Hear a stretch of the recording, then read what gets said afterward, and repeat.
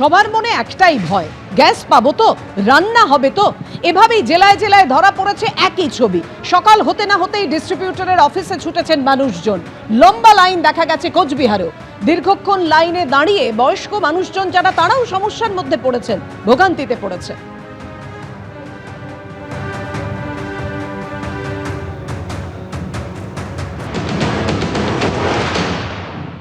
আমি ভেতরে গেছি, আমি 9 তারিখে বুক করা হয়েছে। তা বুক করা হয়েছে, মোবাইলে মেসেজ আসেনি। আমি দেখতে চাইলাম, বলছে সাইট খুলছে না। আপনাদের স্টক মেনটেন হচ্ছে না কেন?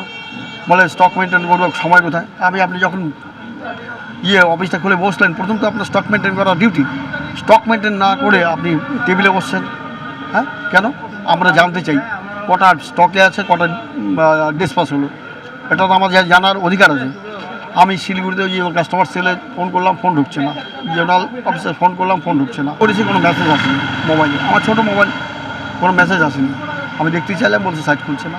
গত মাসে 5 তারিখে আমি বুক করেছি, মানে গ্যাস নিয়েছিলাম। তারপরে গ্যাস নিইনি, 1 মাস ক্রস করে গেছি, কিন্তু আজকে গ্যাস পাইনি। 5/2/2025 এই যে গ্যাস নিয়েছিলাম। Server down. সমস্যা মানে কি, ওই যে গ্যাস পাইতেছে না, গ্যাসের জন্য দাঁড়ায় আছি। কালকে 3 দিন থেকে ঘুরতেছি, বুক নিচ্ছে না, সার্ভার ডাউন, সব কিছু ডাউন করে বসে আছে এরা। আমরা 3 দিন থেকে ঘুরতেছি। না পেমেন্ট এইখানে গোডাউন স্লিপ দিবে, তাও দিতে পারতেছে না এইখানে। রান্নার গ্যাসের একদিকে দাম যেমন বেড়েছে, তার পাশাপাশি সরবরাহ অনেক কম, চাহিদার সঙ্গে যোগানের কোনো মিল নেই। আর অন্যদিকে অটোর গ্যাসের দামও কিন্তু এক ধাক্কায় 5 টাকা বেড়ে গেল। কলকাতায় অটোর এলপিজির দাম বাড়লো লিটারে 5 টাকা, আর এখন লিটার প্রতি দাম হলো 62 টাকা 68 পয়সা।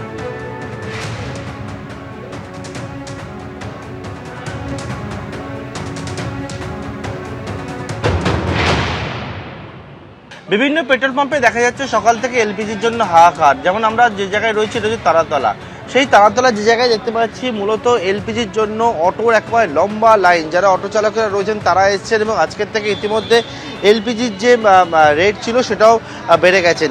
যারা আজ তাদের সঙ্গে কথা বলে নেবো। এই যে পেট্রোল পাম্পে দেখতে পাচ্ছি প্রচুর লাইন পড়েছে, মানে এখানে কি লাইন থাকতো না? না না, এখানে লাইন থাকতো না। সকাল 6টা থেকে রাত্রি 8টা 10টা 11টা পর্যন্ত 2-4টে 10টা হাতে গোনা গাড়ি থাকতো। 4টে পয়েন্ট আছে।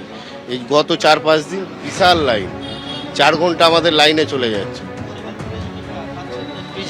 না 2 ঘন্টা ধরে এখন দাঁড়িয়ে আছি। মাল গ্যাস তো আছে, কিন্তু লাইন প্রচুর আছে বলছে, ওই কারণে লেট হচ্ছে। কি সমস্যা? এই 4-5 দিন থেকে অনেক সমস্যা হচ্ছে। এই গ্যাসের প্রবলেম হচ্ছে আমাদের। আমরা 4 ঘন্টা লাইনে যদি গাড়ি গ্যাস নেব, তারপরে ভাড়া কখন খাটবো? এটা তো আমরা তো দামও বোধ হয়। হ্যাঁ, দাম বাড়িয়েছে। দেখুন, প্রথম হচ্ছে যেটা হচ্ছে লালগেটে আমরা গ্যাস নিতাম 2 দিন, কাল থেকে গাড়িটার দাম ভাড়া 5 টাকা বাড়িয়েছিল, কিন্তু এখন 9টার পর থেকে এরা 5 টাকা বাড়িয়েছে। ওখান থেকে যতক্ষণ করেছে বলে ভাড়াটা বাড়িয়েছে। নিয়ম পাম্প খোলার সময় সকালবেলা ভাড়া 5 টাকা করে। হ্যাঁ, এখানে 5 টাকা করে এক্ষুনি 9টা থেকে বাড়লো, এখন সকাল থেকে বাড়া ছিল। ইতিমধ্যে দেখতে পাচ্ছি যে এলপিজির গাড়ি, সে এলপিজির গাড়ি এসছে, এবং আসার পরবর্তীকালে এখানে যে বিষয় সেটা হচ্ছে যে পরপর একের পর এক যে অটোগুলো রয়েছে সেই অটোগুলো এসে পৌঁছচ্ছে।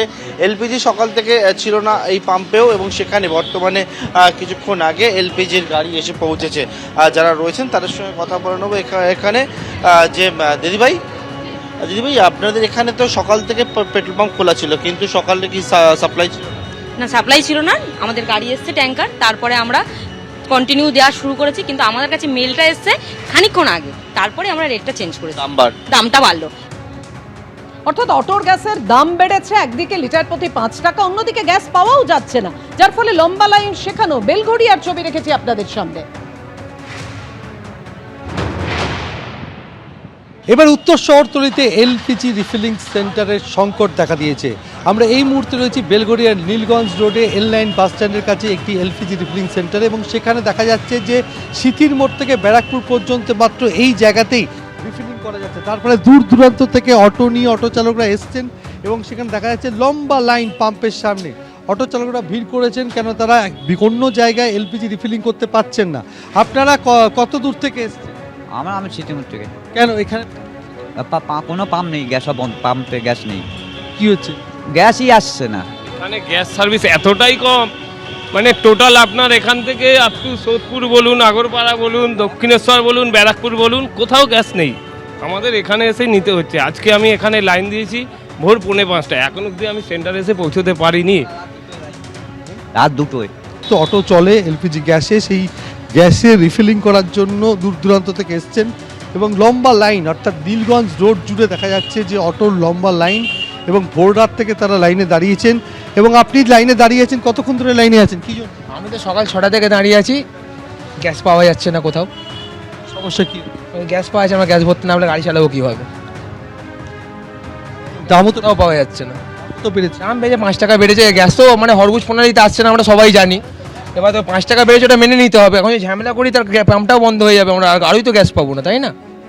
এই উত্তর শহরতলি এলাকায় অটোর একটা অন্যতম যানবাহন এবং সেই যানবাহন কমে যাবে। এবং যেহেতু দেখা যাচ্ছে যে এলপিজি রিফিলিং সেন্টার অনেক জায়গাতেই বন্ধ হয়ে গেছে এবং দূর দূরান্ত থেকে এই নীলগঞ্জ রোডের এলপিজি রিফিলিং সেন্টারে আসছেন অটো চালকরা, ভোর রাত থেকে লম্বা লাইনে দাঁড়িয়ে রয়েছেন এবং তারা এখনও জানেন না তারা এই এলপিজি রিফিলিং সেন্টারে অটোতে তারা গ্যাস ভরতে পারবেন কিনা। ক্যামেরায় অভিজিৎ দত্তের সঙ্গে সমীরণ পাল, এবিপি আনন্দ, উত্তর 24 পরগনা। এবিপি আনন্দ, এগিয়ে থাকে, এগিয়ে রাখে।